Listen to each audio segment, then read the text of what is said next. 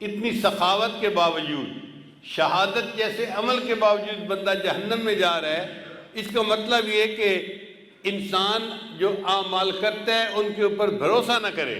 اللہ کو کون سا عمل پسند آئے یہ اللہ کو معلوم ہے۔ چنانچہ بہت ساری کتابوں میں ہم نے پڑھا کہ چھوٹے چھوٹے عملوں کی وجہ سے اللہ کو بندہ پسند آ گیا اور اللہ نے بخشش فرما دی۔ امام غزالی رحمۃ اللہ وفات پا گئے، کسی نے پوچھا کہ حضرت آگے کیا بنا؟ بھئی اللہ نے میری بخشش کر دی۔ جی حضرت آپ کی بخشش تو ہونی تھی، آپ نے تو اتنی مزیدار کتابیں لکھی کہ پوری امت اس سے فائدہ پا رہی ہے۔ علماء ان کتابوں کو پڑھ کر درس دیتے ہیں اور لوگوں کو نیکی کی طرف، اللہ کی طرف بلاتے ہیں۔ امام غزالی رحمۃ اللہ نے فرمایا وہ کتابوں کا تو مسئلہ پیش ہی نہیں ہوا، اس سے پہلے ہی اللہ نے بخشش کر دی۔ بھئی کس عمل پہ بخشش کی؟ فرمایا ایسا عمل جو مجھے یاد ہی نہیں تھا۔ کون سا عمل؟ فرمان لگے کہ میں بیٹھا کتاب لکھ رہا تھا تو اس زمانے میں قلم دوات ہوتی تھی، سیاہی کے لیے قلم دوات میں ڈالتے تھے اور سیاہی لگا کر پھر لکھتے تھے۔ تو میں نے جب قلم دوات میں ڈالی اور باہر نکالی تو ایک مکھی جو تھی وہ اس کی ٹپ کے اوپر، نوک کے اوپر آ کر بیٹھ گئی۔ تو میں نے سوچا کہ یہ پیاسی مکھی ہوگی، یہ پیاس بجھانا چاہتی ہے، تو میں نے قلم کو 1 سیکنڈ کے لیے روک لیا، وہ مکھی اڑ گئی۔ میں نے لکھنا شروع کر دیا، میرا یہ عمل مجھے یاد ہی نہیں تھا، اللہ کو پسند آ گیا۔ میرے بندے، تو نے ایک مکھی کی پیاس کا خیال رکھا اور اپنے قلم کو تھوڑی دیر کے لیے روک لیا، میں اس پر تیرے سب گناہوں کو معاف کر دیتا ہوں۔ مجھے بہت چھوٹی عمر میں میرے والد صاحب نے ایک واقعہ سنایا۔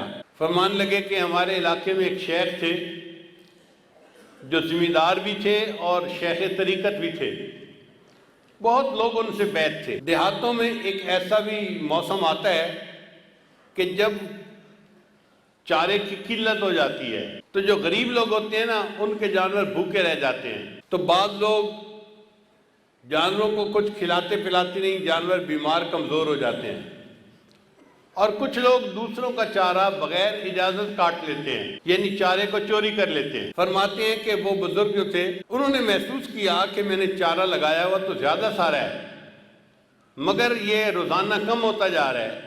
اس کا مطلب یہ کہ رات میں کوئی بندہ آتا ہے، چارہ کاٹ کے لے جاتا ہے، یہ جانور چرا کے چلا جاتا ہے میرے کھیت میں۔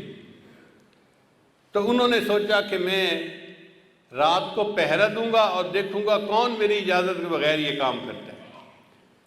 ایک جگہ چھپ کر بیٹھ گئے۔ جب رات گہری ہو گئی تو انہوں نے دیکھا کہ چند بکری ہیں وہ آئیں اور کھیت میں چرنے لگ گئی۔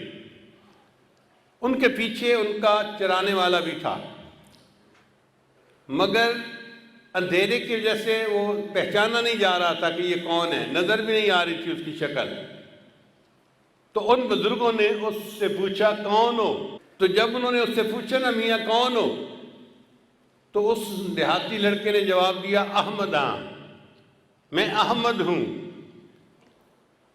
تو جب اس نے کہا نا میں احمد ہوں تو ان اللہ والوں کے دل میں خیال آیا اس کا نام احمد ہے اور احمد تو میرے آقا صلی اللہ علیہ وسلم کا نام ہے۔ تو انہوں نے آگے سے جواب دیا احمد ہیں تفیا چرا، اگر تم احمد ہو تو اپنے جانوروں کو چراتے رہو، میں تمہیں منع نہیں کرتا۔